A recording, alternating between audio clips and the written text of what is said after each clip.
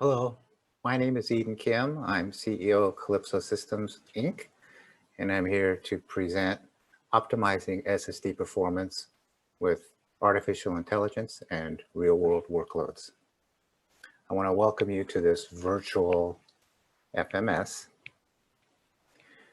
So today we're going to look at an example of how to capture a GPS navigation edge workload and use it to optimize artificial intelligence, machine learning, LSTM-ANNs.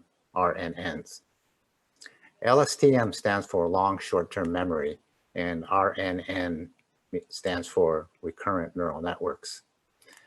We will be capturing and looking at workloads on the input side of LSTM-RNNs, as well as on the output side to see the characterization of the workloads. However, this talk will not delve into the mechanics inside the artificial intelligence analysis and optimization, as that's outside the scope of this work.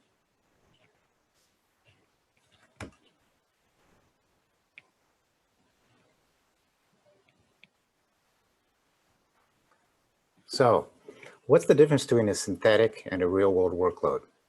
Well, synthetic workloads are typically corner case workloads that stress storage outside the range of normal usage, whereas real-world edge workloads are a constantly changing combination of different I/O streams and queue depths.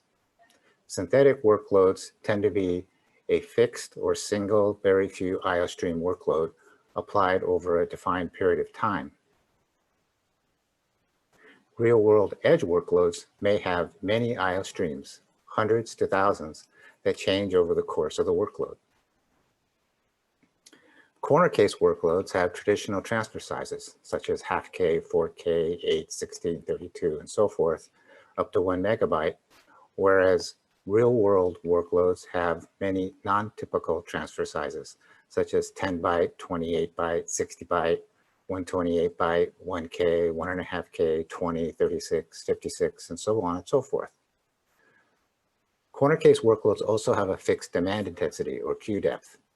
On the other hand, the real-world workload edge workloads have a constantly changing demand intensity or queue depth that varies as time goes on. So what are some examples of real-world edge workloads?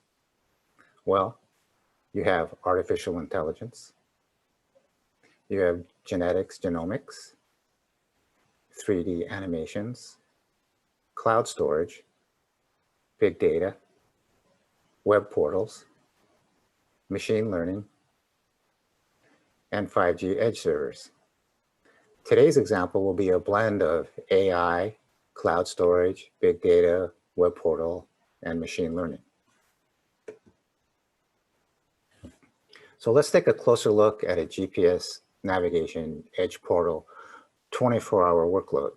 So what you're looking at here is a representation of a 24-hour I/O capture, or what we call an I/O stream map. The first thing you'll see on the x-axis is time. On the y-axis, you have IOs, IOPS, and I/O stream metrics. If you look at the colored bars going across the x-axis, you can see that there are different I/O stream sizes, queue depths, and read-write mixes.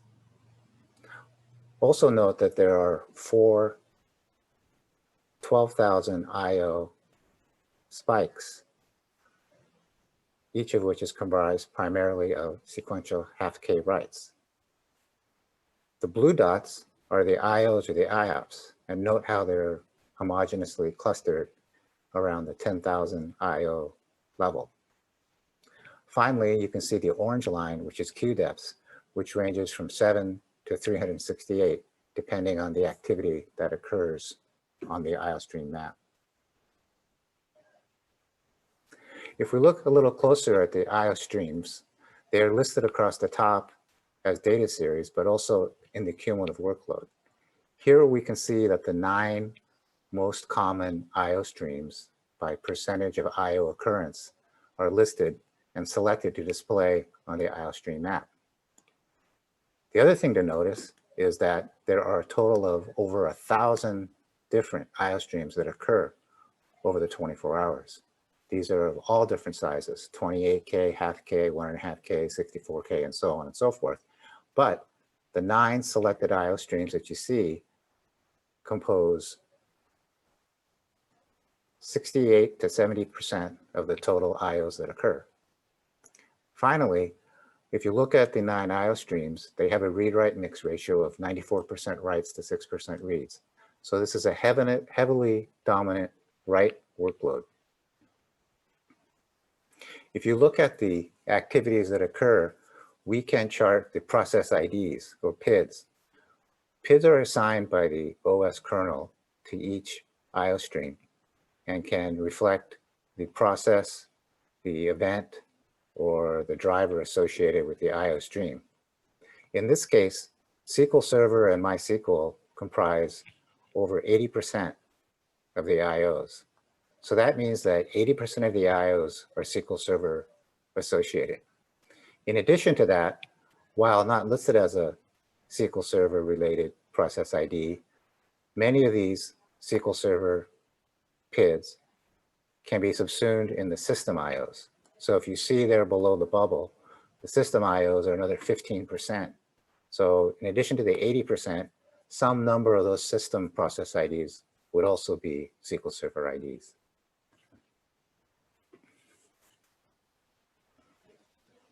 So where you capture a workload in the stack is very important. This is because IO streams change as they traverse the software stack from user space to storage and back. For this presentation, we are using the TOProfiler IO capture tools to capture the workloads. So in the first case, you can capture the IO stream workloads in the enterprise storage of the file system and see all of the IOs that are applied to the logical storage, whether it's NAS, SAN, DAS, persistent memory, computational object, or any other kind of storage. In addition to the file system, you can also capture IOs that go at the block IO level to NVDIMM, to data center persistent memory modules, to NVMe SSDs, logical units, storage clusters, hard drives, and the like. In addition to direct enterprise storage, we can also capture at the fabric. So depending on the fabric that you use, you can install the TOProfiler capture tool on the host initiator and capture all of the IOs that are going from the host initiator to the target server storage. In addition, you can put the capture tool on the target storage server, and then again, just as with the enterprise server, capture logical storage at the target storage server file system or tunnel through to the block IO layer for the individual storage. You can also look at virtual storage. Here we go at the VM level and put the IO capture tool on the virtual storage server, and then you can proceed to capture your fabric or direct enterprise storage and follow the paths as previously indicated. So again, you can capture any direct, remote, or fabric storage. You can capture at the physical, virtual, or logical storage layer. You can capture at the file system, block IO, or byte addressable. And you can capture on persistent memory, NVMe SSD, logical units, storage clusters, and more. So if you're interested in seeing the SNIA Compute Memory Storage Initiative reference workloads, or look at these IO capture tools in the analytics, you can look at them and download them for free at www.testmyworkload.com. So let's look at an IO workload capture, curation, and optimization with using the TOProfiler. Again, TOProfiler captures real-world workloads. So in the first case, we can capture time steps of IO activity and capture very fine-grained or very broad-stroke IO capture workloads. IO profiles are different than IO trace captures in that we don't take any personal data or record actual information. Because we use steps, and because we average the statistics of the IO streams over each step, we can transfer this table of IO statistics to a database and rebuild the workload without dragging over the associated large data file sets associated with IO trace captures. Using an IO capture tool, we can also monitor workloads from the edge. This edge transmission allows us to portably send small file size captures from the edge to the data center server. We can use edge transmission for real-time telemetry, and we can also use the automated phone home alert system, which we'll talk about in just a minute. With this edge transmission monitoring, we can continuously view the workloads. We can replay workloads as they happen from the edge, and we can also monitor multiple nodes, servers, and drives. Once we capture the IO stream activity, we can then look at the key performance indicators, such as the IO stream metrics, such as process IDs, IO bursts, and we can look at spikes from trim activity, from queue depths, from boot storms, and other activity. Once we have these key performance indicators, we can then curate the workload. We can parse, filter, rebuild, or splice any workload to focus on the activities of interest to reflect the target workload as we wish to see it. Once we have a curated workload, then we can use it to train or use it for replay testing for artificial intelligence or for validation of other storage systems. So in the AI case, we use the replay of these workloads to loop, validate, and infer to optimize the performance activity. In addition to AI, we can use the captured workload and the replay test to optimize storage. This could be used for storage qualification, validation, and evaluation. Okay, so let's take a little closer look at artificial intelligence and the IO profiler. So there are basically three parts to AI in this context. First step is gather. Here you want to gather the workload IO capture and curate the workload into a test script. The second step is training. Here you take the replay test script and you apply it to your storage and you repeat it, and then you use your AI algorithms of interest to optimize the storage. And then in the third case, you do inference.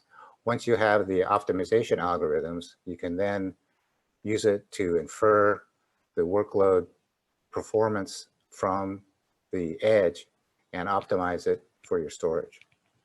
So let's take a little closer look at gather, training, and inference. For gather, again, we're looking at a long short-term memory recurrent neural network workload. We are going to gather the workload on the input layer of the LSTM-ANN. So you can see here that there are many servers with real-world storage workloads that are inputting to server nodes. We capture this input activity and create training test loops, which we then use in AI optimization to help the LSTM layer optimize the performance of storage to the workload. Hidden to us are the LSTM layer, the hidden dense layer, the sigmoid activation function, and more. But what we see is on the output layer, workloads coming out to other nodes. So we can capture the input and the output to this LSTM-ANN and use those workload captures to either train using the replay test or for validation or inference, looking at the output layer to make sure that the output of our AI matches our assumptions and our objectives. So again, at the gather stage, we are going to capture, curate, and create a replay test script. At the training, we're going to take that replay test and we're going to apply it to the storage repetitively and keep tracking the key performance indicators to see how performance improves with each iterative step of the AI algorithmic development.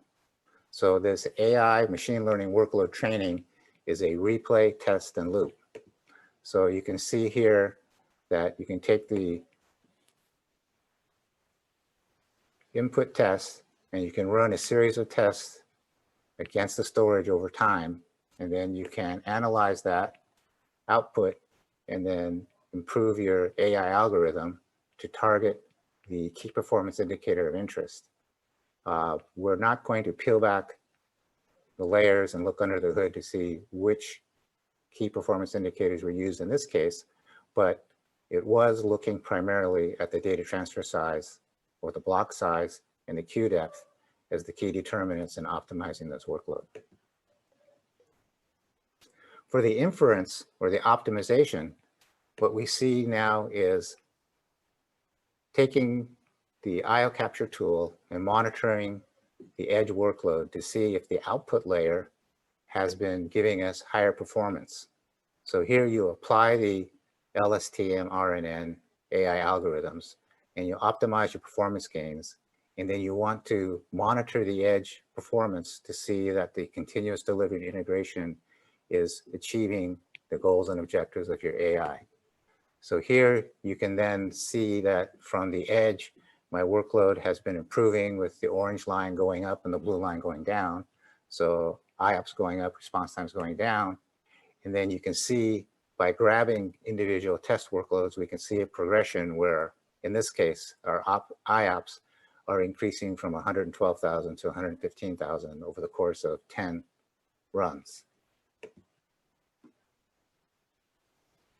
The last aspect of this real-time monitoring of the edge workloads is to use key performance indicator or KPI alerts from multiple edge servers and nodes. So we'll have on the edge many different servers that we may want to monitor the workloads from. Because we're using IOStream time steps, we can deliver, monitor, and observe the workloads very efficiently in real time without having bottlenecks of having to move huge amounts of workload data from the edge to the data center. Further, if we set the key performance indicator monitoring up, we can have phone home alerts that can give you an alert when a threshold is met for example, a low IOPS level or a high response time level. It can tell you which node has done that. You can click that node and look at the real-time performance and then capture the workload for future performance optimization or for validation of your AI, ML, LSTM-ANN. That was a lot of letters, I know. So, in conclusion, applications and storage performance depends on the workload, and these workloads change as they traverse the IO and software stack. Real-world edge workloads are very different than your synthetic lab workloads. And you can capture your real-world workloads with the free IO capture tools available at testmyworkload.com. Once you have your workload, you can curate and train AI workloads using the TOProfiler toolset. And you can use these replay results to optimize your applications and storage by monitoring and curating key performance indicators. So that was just a quick overview of how to use TOProfiler real-world workload IO capture tools, analysis, and monitoring, and in this case to AI LSTM-ANN. So if you have any questions, you can send them to info@calypsotesters.com. Otherwise, I look forward to seeing you and hearing from you at the next FMS, perhaps not virtual, show. Thank you very much.